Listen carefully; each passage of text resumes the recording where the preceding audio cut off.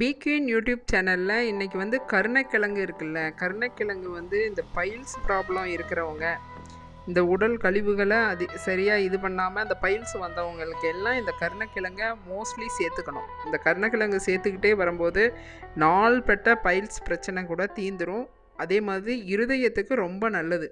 கருணைக்கிழங்கு சாப்பிடும்போது பேரே அது பாருங்கள், கருணைக்கிழங்கு அப்படின்னு எவ்வளோ ஒரு அதனோட பேர் எவ்வளோ இதாக இருக்குது. அதுக்கு தகுந்த மாதிரி அந்த கிழங்கு அவ்வளோ கருணையான கிழங்கு. அந்த கிழங்கை வந்து நம்ம இப்படி ஒரு வீக்லி ஒன்ஸோ அல்லது 15 ஒன்ஸோவாவது இந்த கருணைக்கிழங்கை சேர்த்துக்கிட்டு வரும்போது உடம்புல பைல்ஸ் பிரச்சனை, இருதயம் சம்மந்தப்பட்ட பிரச்சனை இது எல்லாமே இல்லாமல் இருக்கும். அதனால் நார்மலாக நம்ம இந்த கருணைக்கிழங்கை இந்த மாதிரி குழம்பு வச்சு சாப்பிடும்போது அந்த பிரச்சனையெல்லாம் சால்வ் ஆகிடும். அதுக்கு வந்து நல்லா கருணைக்கிழங்கை நல்லா வேக வச்சு எடுத்து வச்சுக்கணும்.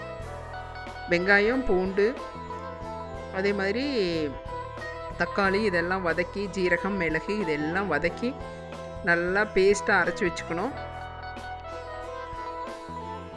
ஒரு தாளிப்பு இது கொடுத்துடலாம். அது ஒரு ஆயில் விட்டு வெங்காயம், மிளகாய் இதெல்லாம் போட்டு, ஜீரகம் இதெல்லாம் போட்டு நல்லா வதக்கி, கருணைக்கிழங்கையும் போட்டு நல்லா வதக்கி, இதோட குழம்பு மிளகாய்த்தூள், மிளகாத்தூள், கறி மசால் பொடி, இந்த கரம் மசாலா இதெல்லாம் சேர்த்து நல்லா வதக்கி விட்டு நம்ம அரைச்சி வச்சுருக்கிற பேஸ்ட்டையும் இதில் எடுத்து ஊற்றி, தேங்காயும் இதோடு சேர்த்து அரைச்சி இதெல்லாம் விட்டு நல்லா கலந்து வரணும்.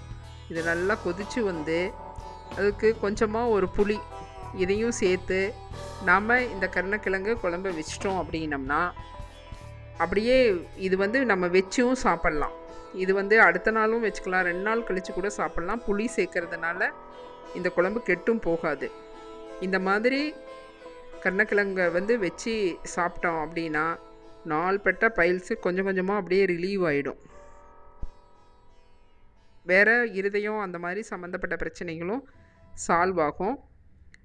இந்த கருணைக்கிழங்கு குழம்புக்கு லாஸ்ட்டாக நம்ம என்னென்னா இதோட நல்லா சுவையாக இருக்கணும் அப்படின்னா கஸ்தூரி மேத்தி கொஞ்சம் நம்ம இதில் கசக்கி போட்டோன்னா நல்லா மணமாக இருக்கும். அதை வச்சு புளிக்குழம்பு எப்படி நார்மலாக சாப்பிட்றோம் வச்சு, அதே மாதிரி இதை வச்சு சாப்பிட்லாம். இதை சேர்த்துக்கிட்டு வரும்போது இவ்வளோ பெனிஃபிட் உடம்புல இருக்குது. அதனால் இதை வந்து இந்த மாதிரி நல்லா பக்குவமாக செஞ்சு வச்சுக்கிட்டோம்னா இதில் லேகியம் கூட செய்யலாம். இதில் கொஞ்சம் ஒரு ஸ்பூனாவது நம்ம கஸ்தூரி மேத்தி சேர்த்துக்கலாம். அப்போ தான் அந்த வாசம் நம்ம சாப்பிட்டோம்னா கூட அந்த கையில் அவ்வளோ வாசம் வரும். இதே மாதிரி செய்யுங்க. பிக்யூன் சேனலை லைக் பண்ணுங்கள்.